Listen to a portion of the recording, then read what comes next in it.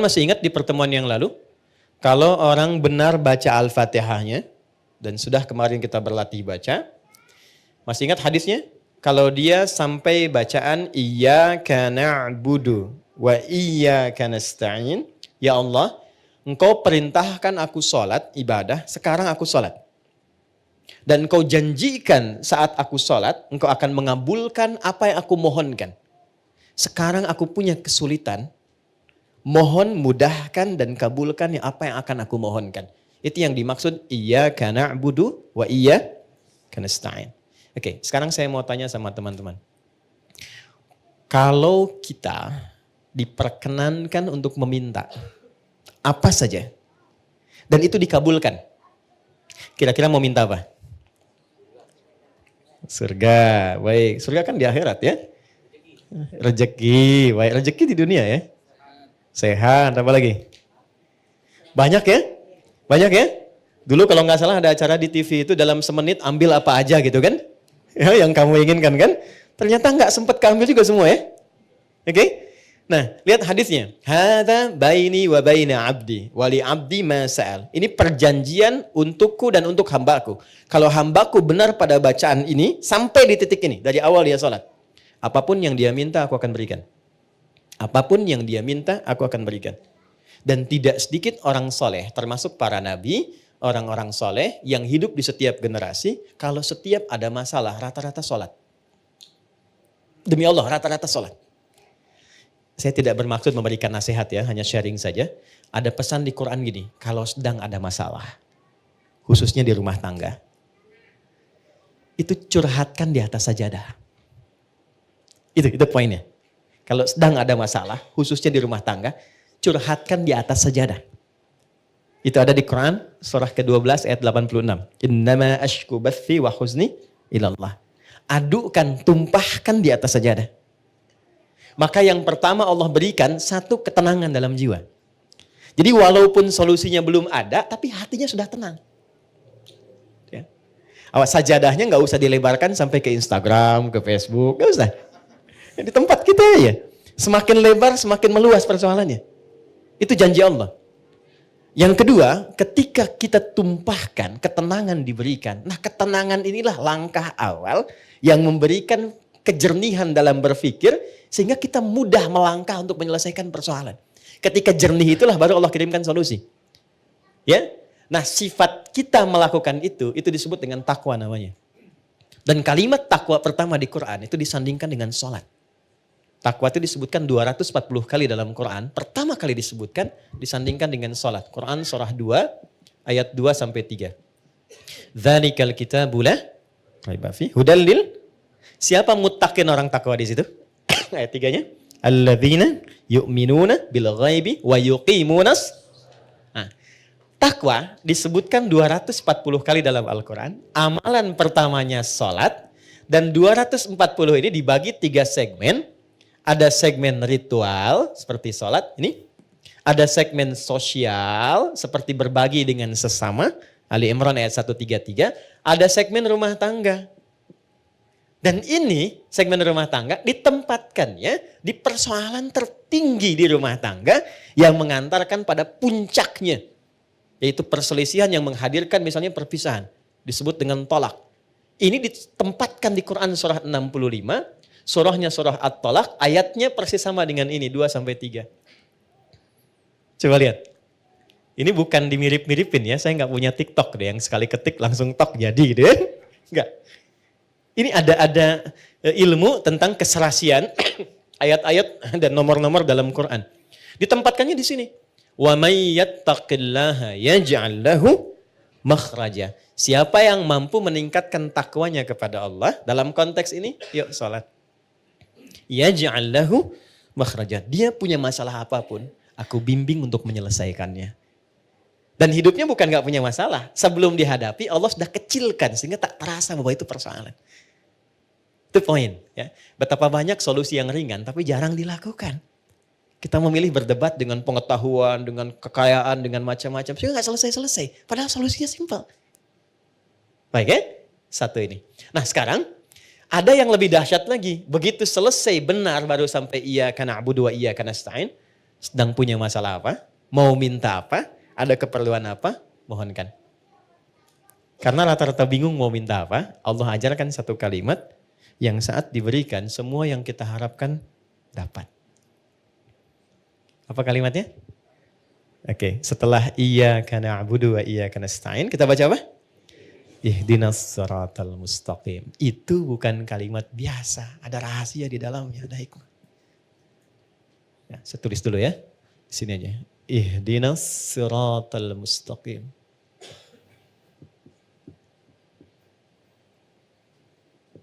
Ya. Pelan-pelan. Nanti kita belajar sama-sama cara baca ini dan menyelaraskannya dengan suasana hati kita seperti apa. Karena ini dijawab nanti ketika kita baca ada jawabannya di ayat lain. Baik ya? Ihdinas siratal mustaqim. Nah, teman-teman kalau diterjemahkannya apa? Tunjukkan kami jalan yang lurus. Itu terjemah tekstual. Baik ya? Itu bisa efektif dibaca saat haji nanti. Ya, saya pernah jadi petugas 2010. Ada jemaah tersesat. Keluar dari maktab dia bingung ketemu tentara orang Arab, dia nanya. Jadi orang Arab yang gak bisa bahasa Indonesia, dia gak bisa bahasa Arab. Tapi pintar orangnya. Tidak putus harapan, dia buka gawang maktabnya, ditunjukkan. Pak katanya, ihdinas siratal mustaqim. Tunjukkan saya jalan yang lurus ke maktab. Ya? Tapi yang hebat tentaranya itu juga gak kalah cerdik. Begitu dilihat maktabnya kan ada di gelangnya itu. Maka dia tunjukkan siratal ladzina an'amta 'alaihim ghairil maghdubi 'alaihim waladdallin. Lulus jalan ini, jangan belok-belok kamu sampai gitu. Itu pernah kejadian. Oke. Ihdina. Ya Allah mohon tunjukkan kami. Ihdina itu dari ahda yuhdi, asalnya dari hidayah. Hidayah superlatifnya hudan. Oke, pelan-pelan. Ihdi itu bentuk permohonan. Berikan kami hudan. Ini asalnya. Ya, pelan-pelan. Berikan kami hudan. Apa itu hudan? Hudan itu asalnya semua solusi yang kita butuhkan dalam hidup. Simpel sekali. Semua solusi yang kita butuhkan dalam hidup. Contoh. Al-Quran itu disebut hudan oleh Allah. Al-Baqarah ayat 185. Ya syahrul Ramadan alladzi unzila fihil Quran hudan linnas. Kenapa Al-Quran disebut hudan? Karena isinya 6.236 ayat dari Al-Fatihah sampai An-Nas itu semua isinya solusi buat kehidupan kita. Tentang anak ada di situ, tentang pekerjaan ada di situ.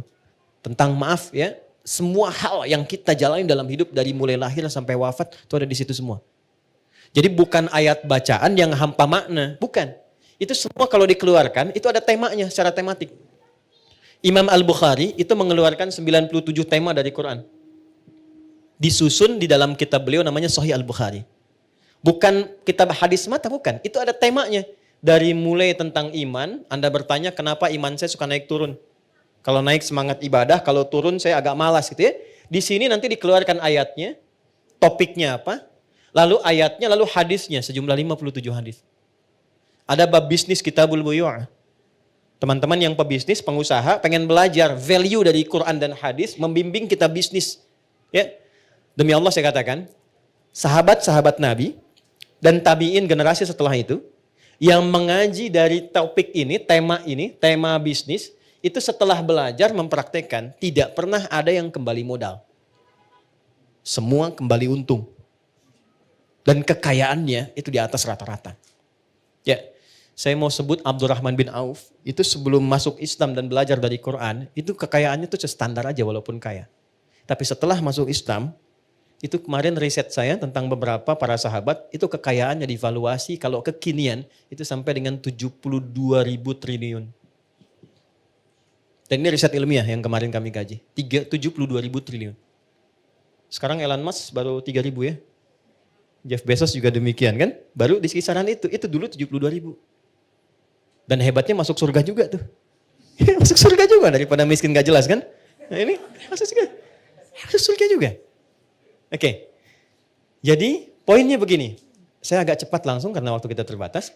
Ihdina, ya Allah berikan aku hudan. Solusi dari masalah yang aku rasakan sekarang. Nah saat teman-teman membacakan itu, coba di hatinya rasakan sedang punya masalah apa yang dirasakan. Gitu. Ini jarang dibaca begitu kan? Kan normal saja kan? Ihdinas siratal mustaqim, siratal ladzina an'amta 'alaihim ghairil maghdubi 'alaihim waladdallin. Amin, selesai. Sampai di situ benar untuk menggugurkan rukun dalam sholat. Sah sholatnya.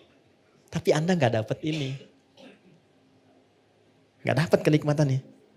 Jadi begitu Anda bacakan, ihdinas siratal mustaqim, rasakan dalam hati kita. Nggak perlu diungkapkan, kita belum sujud.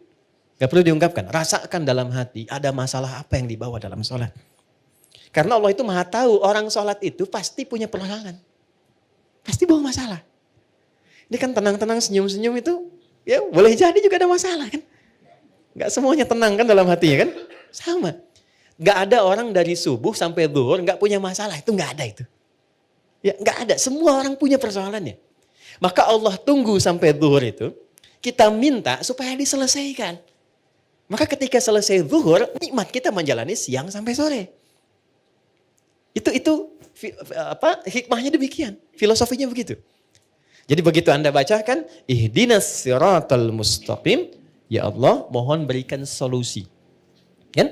Atas semua persoalan yang hamba sedang rasakan saat ini dan Engkau maha mengetahui dengan itu semua. Oke. Lalu Allah berikan. Saya mau tanya teman-teman, mohon izin ya. Kalau diberi itu pengen cepat, pengen lambat? Ingin mudah, ingin sulit? Mudah kan?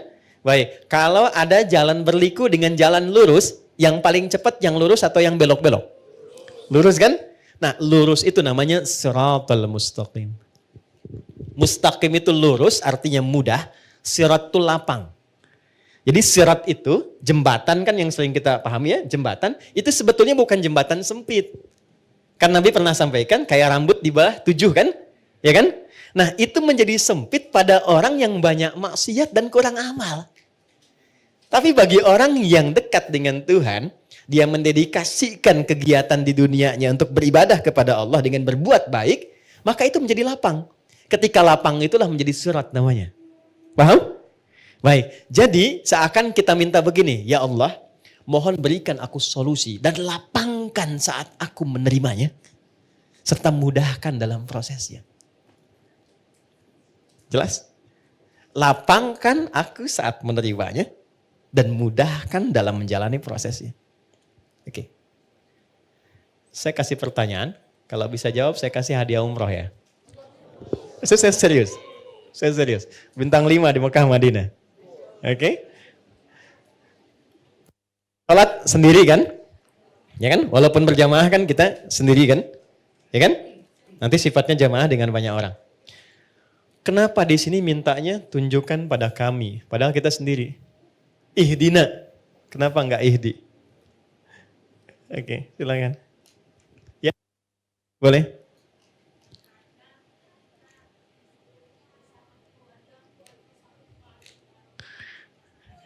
Bagus, bagus jawabannya. Sampai Cengkareng tuh. Oke, ada yang lain? Silakan.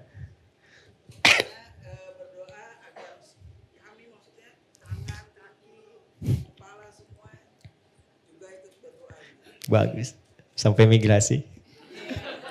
Waktu habis. Waktu habis. Dari sini, saya cepat saja. Gini, ini filosofi dalamnya. Ini saya kasih yang paling dalam sekali. Maaf ya. Kalau kita sedang punya masalah. Masalah itu untuk sendiri atau kadang ada yang terlibat di sekitaran kita. Oke. Bagi kita mudah, tapi mungkin bagi pasangan kita belum tentu itu mudah. Bagi kita dan pasangan mudah, tapi mungkin bagi ayah dan ibunya belum tentu mudah. Bagi suami istri mudah, tapi bagi anak belum tentu mudah. Kenapa kita sertakan dina di sini, ihdina, untuk memberikan kesan bahwa ya Allah, berikan solusi atas masalah yang sedang hamba jalani, mudahkan prosesnya dan lapangkan untuk semua yang mengalami itu. Kalau suamiku di dalamnya, lapangkan hati suamiku pula. Kalau ada tetanggaku di dalamnya, lapangkan tetanggaku. Kalau ada ibuku di dalamnya, lapangkan hati ibuku. Itu dalam banget. Itulah sebabnya kenapa menggunakan na, tidak menggunakan bentuk tunggal secara personal. Jadi ketika kita menunaikan sholat, di situ Allah ingin menyelesaikan persoalan, masalah yang kita alami setuntas-tuntasnya, bukan 1-2 tahapan kehidupan. Jelas? Oke, tiketnya masih saya pegang ya. 1.